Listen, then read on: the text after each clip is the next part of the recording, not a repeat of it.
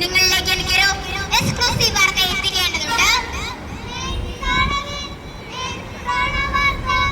നമ്മുടെ അതിജീവിത ഇന്നും കാലത്ത് കഴിച്ചത് പുട്ടും കടലയുമാണെന്ന വിവരം നിങ്ങളിലേക്ക് വളരെ എക്സ്ക്ലൂസീവായി തന്നെ എത്തിക്കുകയാണ് ഈ ഏഷ്യ വിഷൻ. അതെ, പുട്ടും കടലയും. ഇനി നമുക്ക് വിഷയത്തിലേക്ക് കടക്കാം. ആദ്യമായി യുവകവിയും സാഹിത്യ ലോകത്തിൽ വളർന്നു വരുന്ന വൻമരവും സ്ത്രീ ഉന്നമനത്തിനു വേണ്ടി അഹോരാത്രം പ്രയത്നിക്കുന്ന ശ്രീമതി ശ്രീതപ്പുഴം ചെഞ്ചൽ. പറയൂ ചെഞ്ചൽ, പറയൂ. സ്ത്രീ അമ്മയാണ്, മകളാണ്, പെങ്ങളാണ്.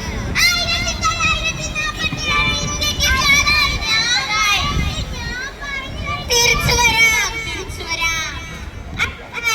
അതിസേവയുടെ നാട്ടുകാരിയും ബന്ധുവും സ്ഥലത്തെ പൗരപ്രവർത്തകയുമായ ശ്രീമതി ദേവിക.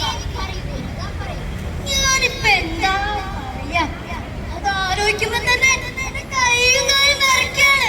ഒരു പെണ്ണാണെന്നോട് വിചാരിക്കാതെ ചീന്നായിരുന്നില്ലേ.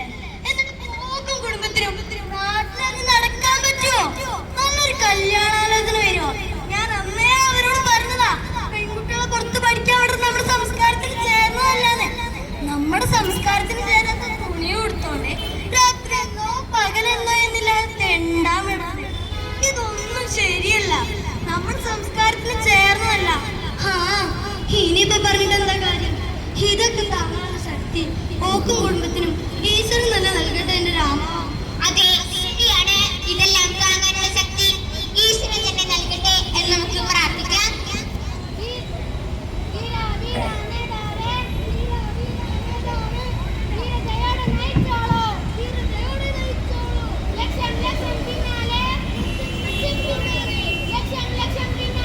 നമ്മുടെ നാടിന്റെ കണ്ണിലുണ്ടിയും രാഷ്ട്രീയ തലത്തിലെ ഗർജിക്കുന്ന സിംഹവുമായ ശ്രീമതി പി.ടി.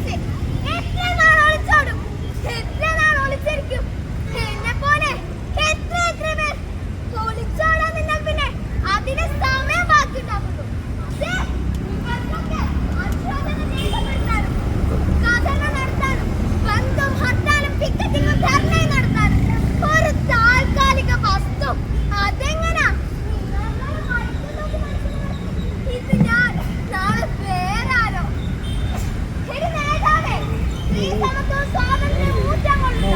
തന്റെ പാർട്ടിയിലെ സ്ത്രീകളുടെ അവസ്ഥ എന്താണെന്ന് താൻ ചിന്തിച്ചിട്ടുണ്ടോ? അതിൽ എത്ര പേർ പീഡിപ്പിക്കപ്പെട്ടിരിക്കുന്നു. ഞങ്ങൾക്ക് വേണ്ടി ഓരോരുത്തരും റോഡിൽ ഇറങ്ങരുത്. വെറും 4 വോട്ടുകൾക്ക് വേണ്ടി ഒരു സർക്കാർ ഞങ്ങൾ സ്ഥാപിക്കേണ്ട. ദേവിക, ഹിന്ദു പെൺകുട്ടികൾ എപ്പോൾ എവിടെ എങ്ങനെ വരണമെന്ന് തീരുമാനിക്കാൻ അവർക്ക് കൂടി അവകാശമുള്ള ഒരു രാജ്യത്തിന്റെ ഭരണഘടനയ്ക്ക് കീഴിലാണ് ഞാനും ജീവിക്കുന്നത്. മാറ്റേണ്ടത് മാറേണ്ടത് നിങ്ങൾക്ക് കാഴ്ചപ്പാടുകളാണ്. നിങ്ങളവിടെ നീ ഒന്നും പറയണ്ട. ഞാനൊന്നും പറഞ്ഞോട്ടെ, ഞാനൊന്നും പറയണ്ട. കവിത എഴുതിയത് കൊണ്ടും സിനിമ പിടിച്ചത് കൊണ്ടും ഇവിടെ ഒന്നും സംഭവിച്ചിട്ടില്ല. ഇനി സംഭവിക്കാൻ പോകുന്നില്ല. നീങ്കുറെ സ്ത്രീസമത്വ കവിതകൾ എഴുതിയതല്ലേ? എന്നിട്ടത് എന്തായി? ഭാവി ഇറങ്ങിപ്പോ, ഇറങ്ങിപ്പോ, ഇറങ്ങിപ്പോ, ഇറങ്ങിപ്പോ, ഇറങ്ങിപ്പോ, ഇറങ്ങിപ്പോവാൻ.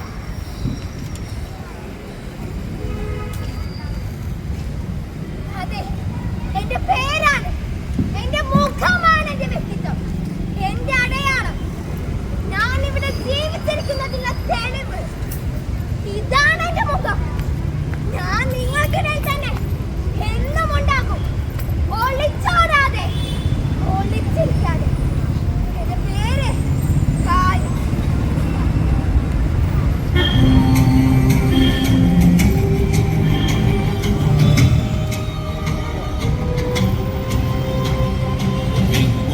തിരത്തി വച്ച പൈങ്കിളിയെ പോലെ തിരത്തിറ്റുപോകുവാൻ വളർത്തി വച്ചു പെൺകുരുന്നിനെ.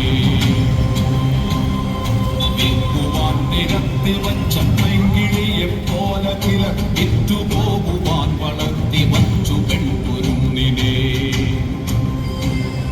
വില കൊടുത്തു വാങ്ങി നമ്മളാടുമാടുകൾ അതെങ്കിൽ വില കൊടുത്തു കൂടെ വിടും മകളെ നാം ചിലർ. വില കൊടുത്തു വാങ്ങി നമ്മളാടുപാടുകൾ അതെങ്കിൽ വില കൊടുത്തു കൂടെ വിടും മകളെ നാം ചിലർ.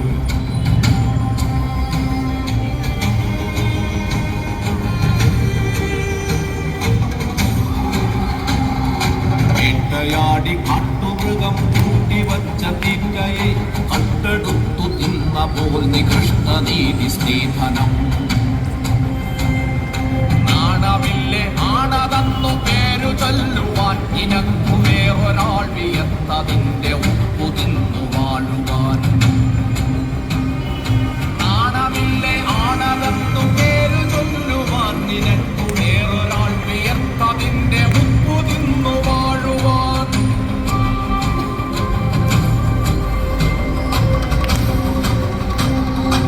ആദ്യപാദം എന്ന വേദം ചേർത്തു വച്ച രീതികൾക്കു കൊണ്ടുപോകുവാൻ കൊളുത്തി വച്ചു നാവിലുത്തിനെ. ഭീരുവെന്ന പേരിനേകനർഹനാണ് പുരുഷനെന്ന പേര നിന്നിതാനമീ നഖങ്ങൾ പൂർത്ത കണ്ണുകൾ.